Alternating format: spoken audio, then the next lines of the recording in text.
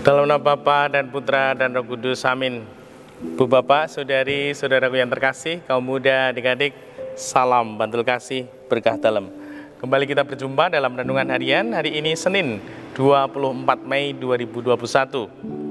Hari ini Hari Raya, juga peringatan wajib Santa Perawan Maria, Bunda Gereja. Kita akan mengambil dari Injil Markus, bab 10, ayat 17 sampai 27. Pada suatu hari Yesus berangkat meneruskan perjalanannya. Maka datanglah seorang berlari-lari mendapatkan dia, dan sambil bertelut di hadapannya ia bertanya, "Guru yang baik, apa yang harus kuperbuat untuk memperoleh hidup kekal?"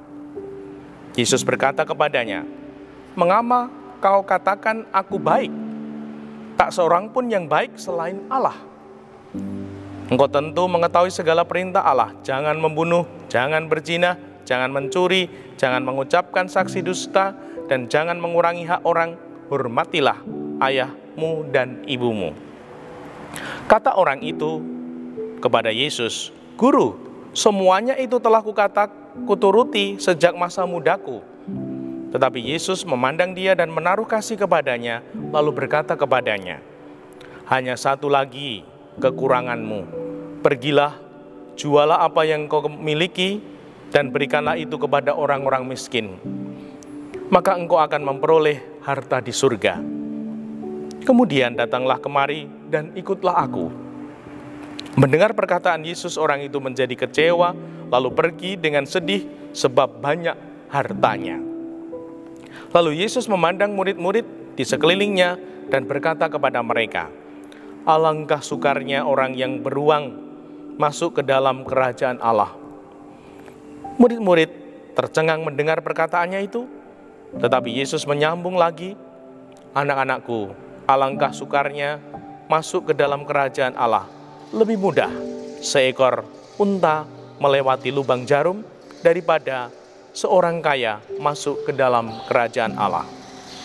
Para murid semakin gempar dan berkata seorang kepada yang lain, "Jika demikian, siapakah yang dapat diselamatkan?" Yesus memandang mereka dan berkata, "Bagi manusia hal itu tidak mungkin, tetapi bukan demikian bagi Allah. Sebab bagi Allah segala sesuatu adalah mungkin." Demikianlah Injil Tuhan. Terpujilah Kristus. Ibu bapak, saudari, saudaraku yang terkasih, kita semua belajar dari Tuhan kita Yesus Kristus. Dan sungguh, kalau kita belajar dari Tuhan, tidak pernah akan rugi. Kita akan terberkati. Ada dua hal dalam Injil ini yang bisa kita maknai, yang saya ajak. Bisa banyak, namun saya mengajak dua saja. Yang pertama, dikatakan demikian, "Guru yang baik, apa yang harus kuperbuat untuk memperoleh hidup yang kekal?" Yesus berkata kepadanya, "Mengapa kau katakan aku baik? Tak seorang pun yang baik selain dari Allah." Luar biasa sekali Tuhan Yesus membimbing, memberi teladan untuk kita. Kerendahan hati yang luar biasa. Tuhan mengatakan, "Mengapa kau katakan aku baik?" Tuhan Yesus tidak hanya baik, Dia Tuhan, Dia sempurna. Namun Tuhan Yesus mengatakan, "Mengapa kau katakan aku baik? Tak seorang pun yang baik selain Allah." Semoga kita selalu belajar dari kerendahan hati Tuhan ini, sehingga meskipun kita mampu diberkati, diberi kemampuan, diberi kelancaran untuk melakukan, membuat sesuatu yang baik, mungkin indah, mungkin besar, semoga kita tetap rendah hati. Itu yang pertama. Semoga dengan demikian kita terberkati. Yang kedua, syarat memperoleh hidup kekal. Wah, ternyata ada syaratnya. Saya kutipkan. "Pergilah, jualah apa yang kau miliki, dan berikanlah itu kepada orang-orang miskin. Maka engkau akan memperoleh harta di surga."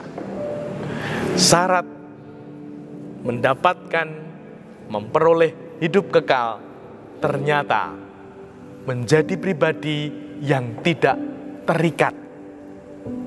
Bahasa Jawanya mungkin sambil guyonan ya, cul ora owel. Wah, sungguh menjadi pribadi yang tidak terikat, tidak lekat dengan apapun kecuali Tuhan Allah. Barang dunia apapun, kalau sudah menjadi waktunya, cul ora owel. Wah, ini semoga kita menjadi pribadi-pribadi yang merdeka, yang bebas, tidak terikat di dalam kehidupan ini. Semoga dengan demikian hidup kita pantas untuk memperoleh hidup yang kekal. Dan kalau Tuhan juga membimbing, pergilah jualah apa yang kau miliki dan berikanlah itu kepada orang-orang miskin. Apakah aku sudah menjadi berkat untuk orang-orang miskin lemah? Kalau sudah, profisiat itu sudah menjadi perwujudan kita mewujudkan sabda Tuhan. Semoga sungguh hidup kita semakin hari semakin berkenan di hadiratnya, dan semoga kita menjadi pribadi-pribadi yang makin bertumbuh di dalam Tuhan, sehingga hidup kita berbuah meskipun di saat yang tidak mudah ini. Dimuliakanlah Tuhan kini dan sepanjang masa.